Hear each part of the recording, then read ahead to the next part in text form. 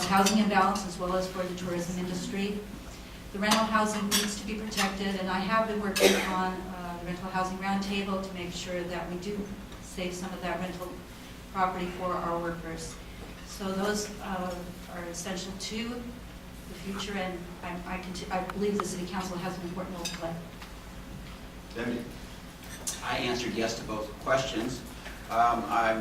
In my 14 years on the Planning Commission, I'm very proud of the affordable housing projects that have come through and have been approved. They are compatible with their neighborhoods, and they have made a significant contribution. We still have 20,000 people commuting into this region every day. We're not going to be able to build our way out of that deficit.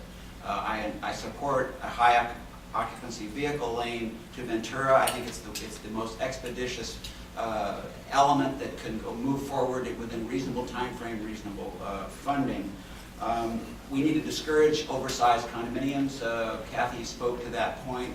That's really not the spirit of what the R3 zone, the multi-apartment zone, was created for in Santa Barbara. It was created as worker housing. It's now morphed into mansionized condos. And I think we can change zoning and planning laws to encourage rental housing and smaller units, and maybe inclusionary fees that are more substantial, fees that would drift our development toward rental and smaller units.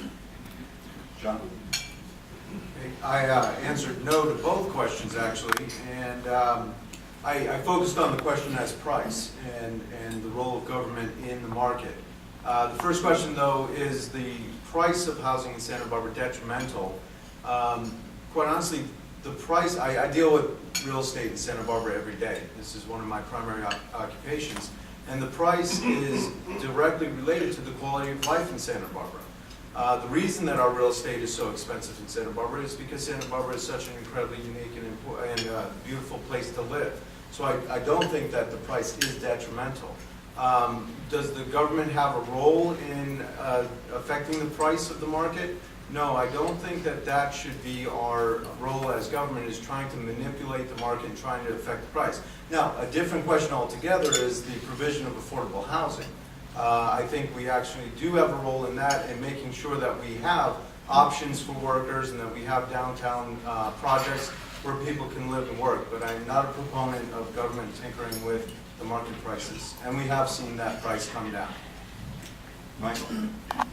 I was also no, and we have seen a tremendous correction in what we would call affordable housing now. Rentals have always been our affordable housing, and I want to agree with I believe it was Frank, who was saying that an individual buying even out of the area and getting a home where he can get that appreciation is going to benefit him tremendously.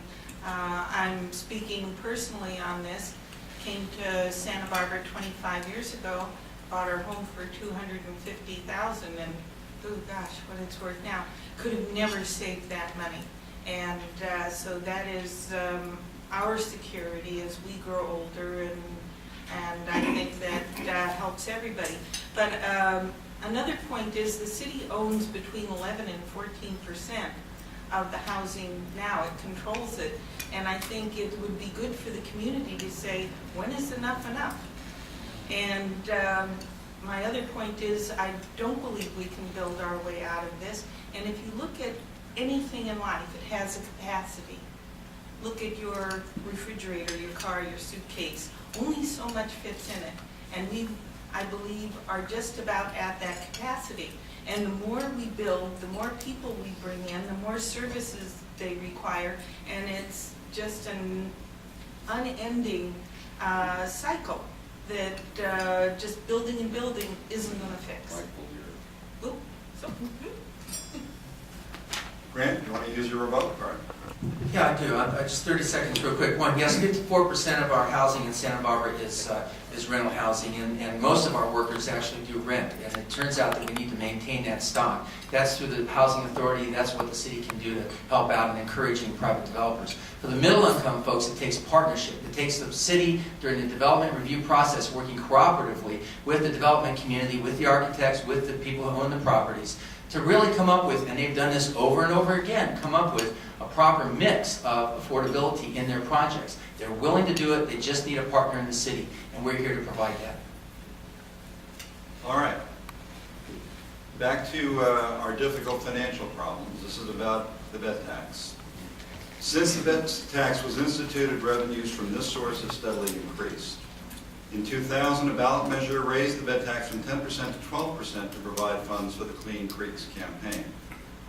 In the fiscal year that's now ending, in the 2008-2009 fiscal year, last fiscal year, the city received approximately $14.3 million in bed taxes, which represents about 14% of the city's general fund revenues.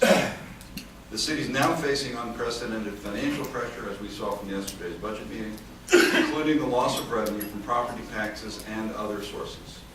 Do you support an increase in the bed tax to increase city revenues? Yes or no?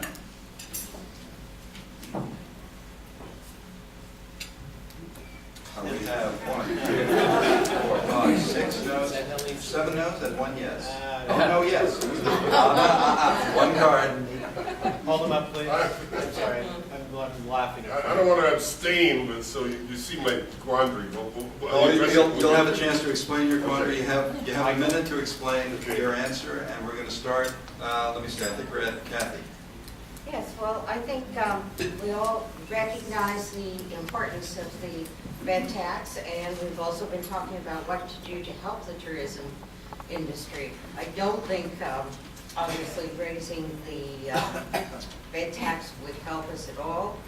I think we need to be just more creative with what we do with the money. We can't always say we're just going to, things are going to go up, up, up, and people can pay more, more, more. That is not going to work. I'm sorry, could you repeat the question? Sure. Do you support an increase in the bed tax to increase city revenue, yes or no, and then you can explain your answer. Okay, well, I think I've explained it, that we cannot do any more we don't want to destroy the golden goose. So that's it. Okay. Grant? Well, it goes along with my prior comments about increasing funding for marketing. And I think that it's really important right now, more than ever, that we do everything we can to really support and enable you to do your jobs the best way you possibly can. And getting the revenues here in our city, the way to increase revenues is to increase your success.